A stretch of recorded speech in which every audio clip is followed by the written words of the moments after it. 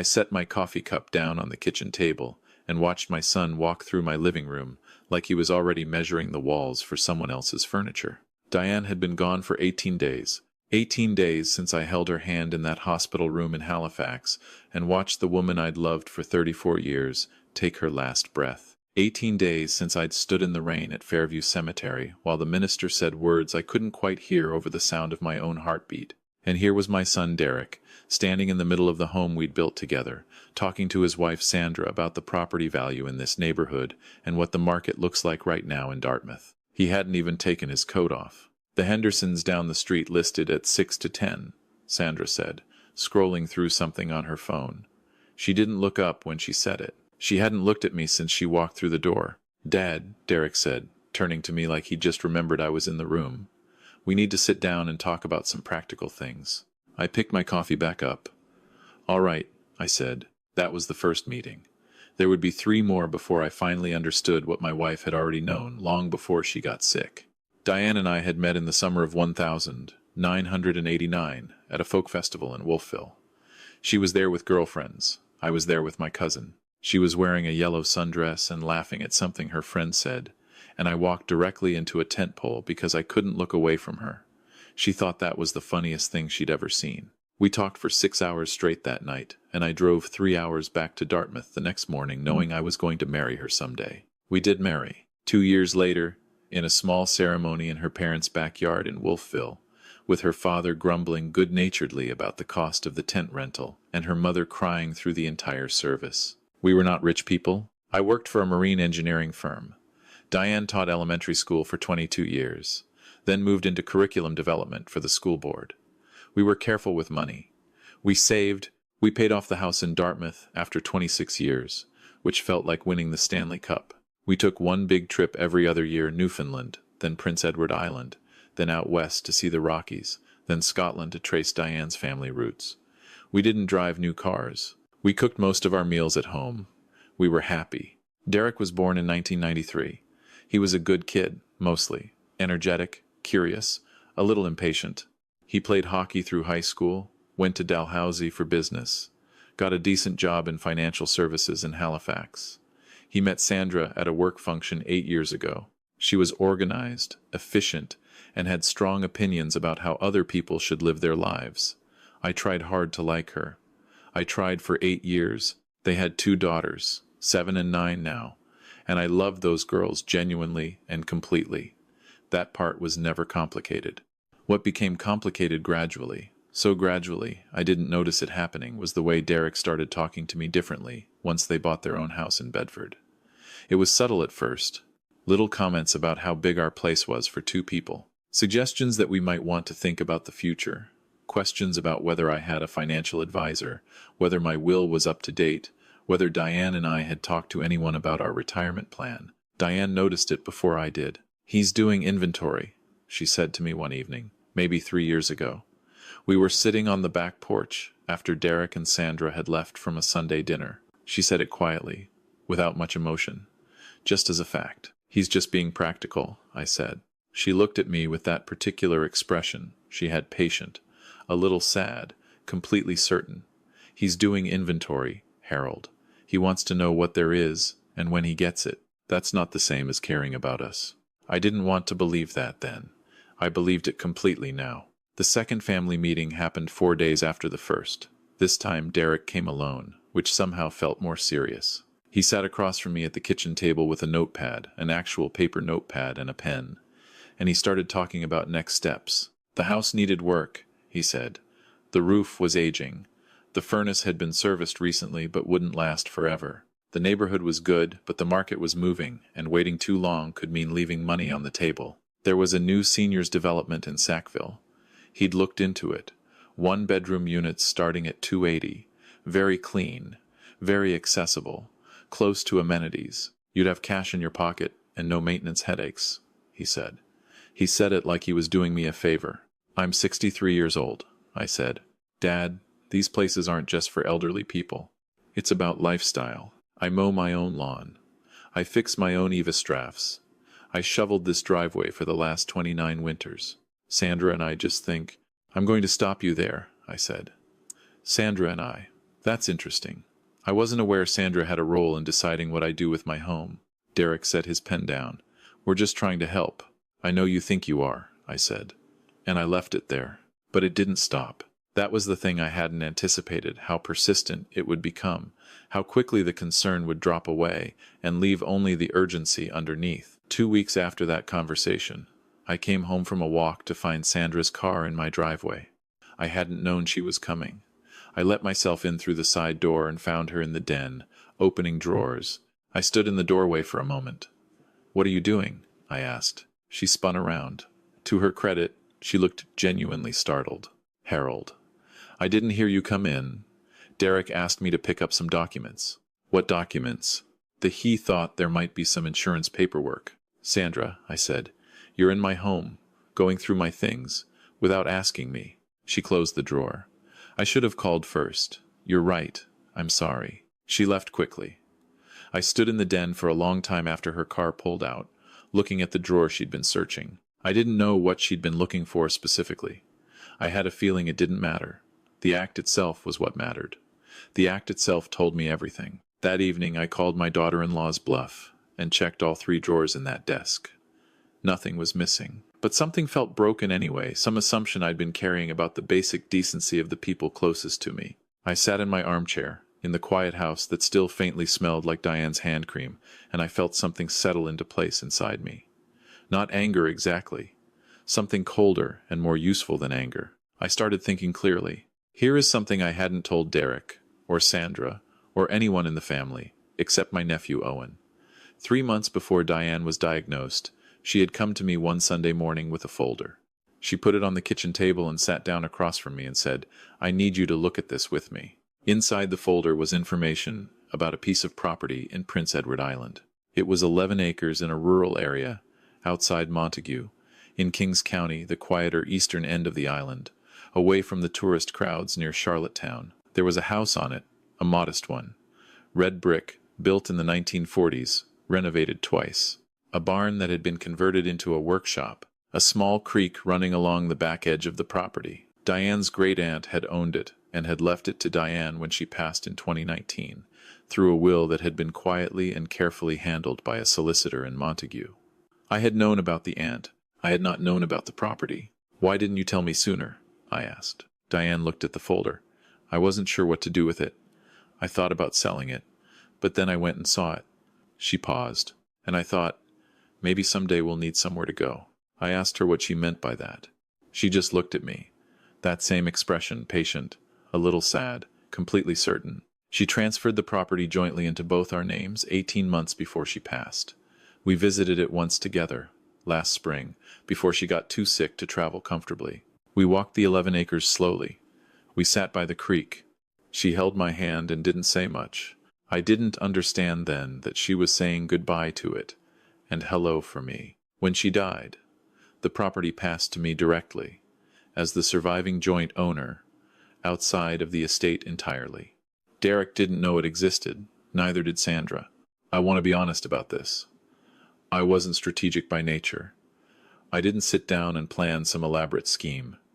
What I did was simpler and more practical than that. I decided, somewhere in those long, quiet evenings, after Diane died, that I owed no one an accounting of what she had chosen to give me. It was hers to give. It was mine to keep or share or speak about as I saw fit. That was it. That was the whole thing. The third meeting happened on a Thursday evening. Derek brought Sandra this time, and they had printed documents, actual printed documents, about the Sackville development. Floor plans, pricing tiers, a brochure with photographs of smiling seniors doing aqua fitness. Sandra slid the brochure across the table to me like she was making an offer on a deal. "We've done a lot of research," she said. "I can see that. The unit we think would suit you is on the 2nd floor. It's 940 square feet. It has a small balcony." "Sandra," I said, "how old do you think I am?" She blinked. "What?" "I'm 63. I played hockey until I was 51. I walked the Cape Breton Highlands Trail 2 summers ago.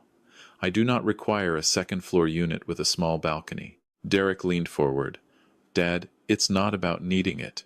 It's about being practical before." "Before what?" He stopped. "Finish the sentence," I said.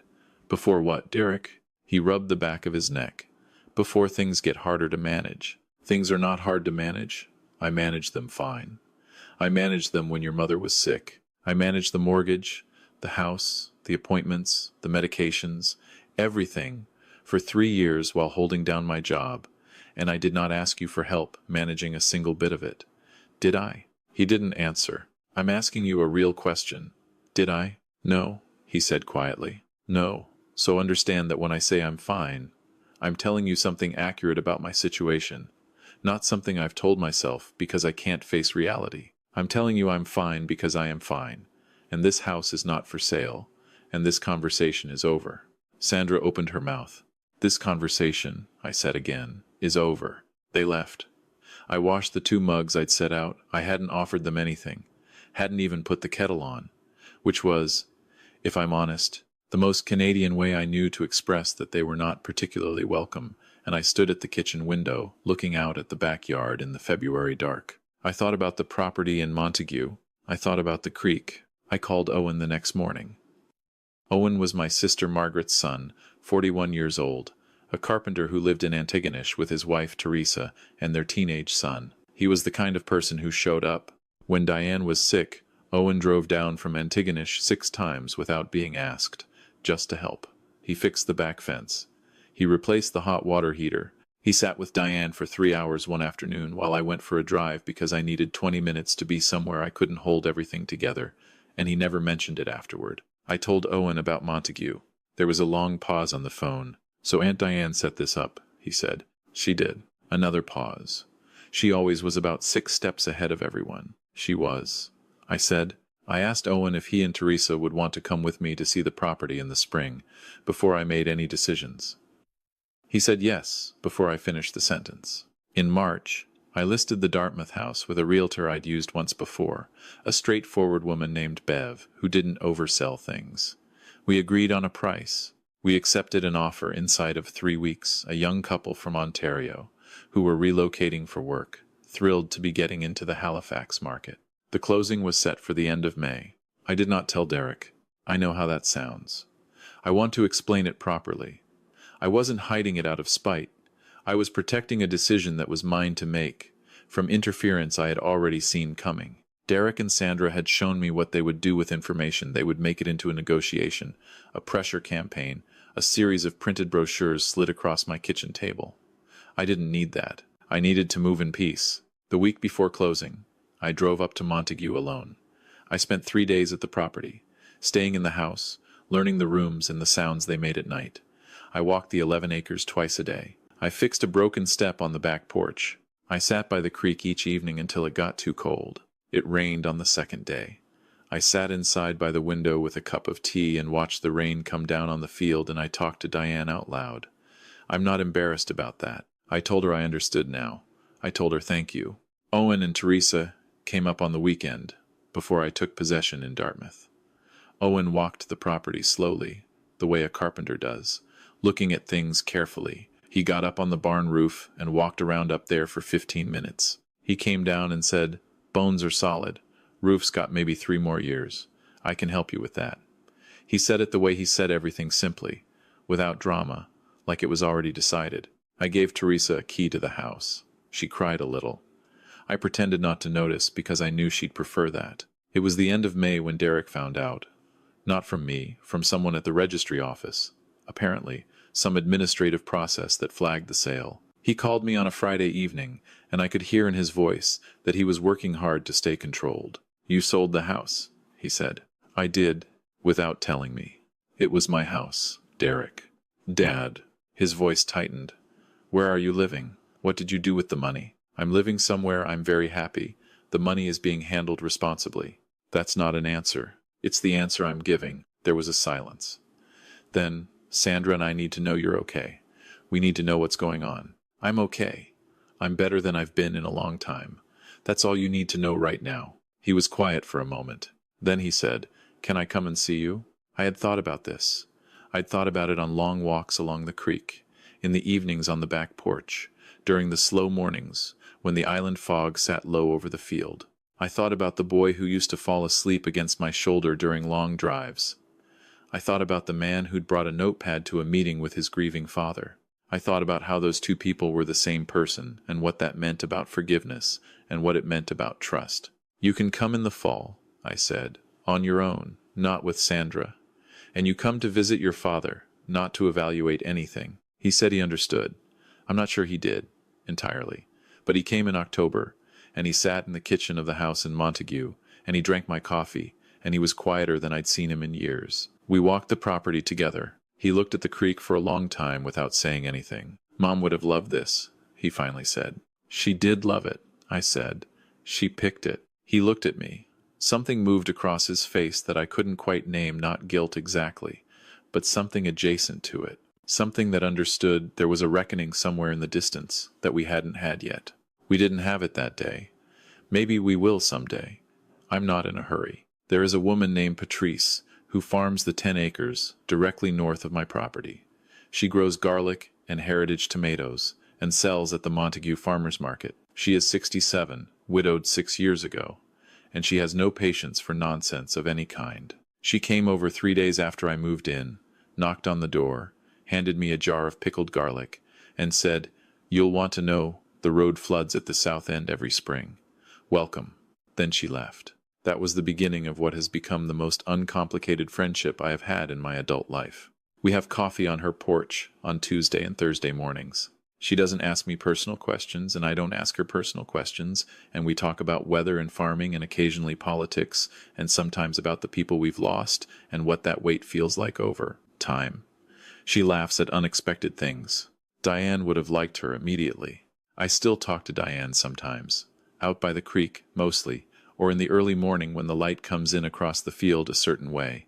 I tell her about Patrice. I tell her about the barn roof, which Owen came and reshingled in August, and about the heritage apple tree at the north edge of the property that turned out to have been there for over 80 years. I told her about Derek's visit in October. I told her I was finally sleeping through the night. Diane's great-aunt, the woman who first owned this land, had a saying that Diane mentioned to me once years ago, and that I've thought about many times since. She said, "The best gift you can give someone is a soft place to land when the world turns hard." That is what Diane did for me. Not the property itself. The property is just land and a house and a leaky barn roof. What she gave me was a way out of a situation she could see coming before I could see it myself. She loved me specifically enough to plan for my particular kind of vulnerability. I have thought a great deal, in my quieter evenings on the island, about what the difference is between a family that looks after each other and a family that looks after what they expect to receive. They can look identical from the outside for a long time. The difference only becomes visible under pressure when someone is grieving, when someone is vulnerable, when the normal social contracts that hold behavior in check are loosened by circumstance. Derek and Sandra showed me the difference in those 3 meetings and in a drawer that should not have been opened. I don't say this with bitterness. I want to be clear about that. Bitterness would require me to spend energy I no longer have on grievances that are, in the end, ordinary human failings. People convince themselves that wanting something is the same as deserving it. People confuse proximity with entitlement. People are frightened by their own aging parents because aging is a reminder of things we'd rather not think about, and sometimes that fear comes out sideways, as control, as urgency, as a printed brochure with photographs of smiling seniors doing aqua fitness. I understand all of that. I do not excuse it, but I understand it. What I would want to say to anyone in the early, raw weeks after losing a partner, when the people around you start making plans, is this: your life is not an estate to be managed. Your grief is not an administrative problem. Your home is yours until you choose otherwise. Any decision that must be made urgently, that cannot wait for you to be ready, that requires your signature before you've had time to think clearly, that is not someone helping you. That is someone helping themselves. Take your time.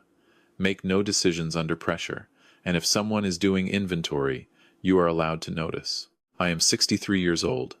I live 11 acres in PEI with a barn that needed a new roof and an apple tree that's been here 80 years longer than I have. I have coffee with my neighbor Patrice on Tuesday and Thursday mornings. My nephew Owen is coming at Christmas with his wife and their son, and they're staying for a week, and I've already ordered a proper ham from the butcher in Montague because Diane always said a good Christmas required a proper ham. I have my mornings and my evenings and my creek and my quiet.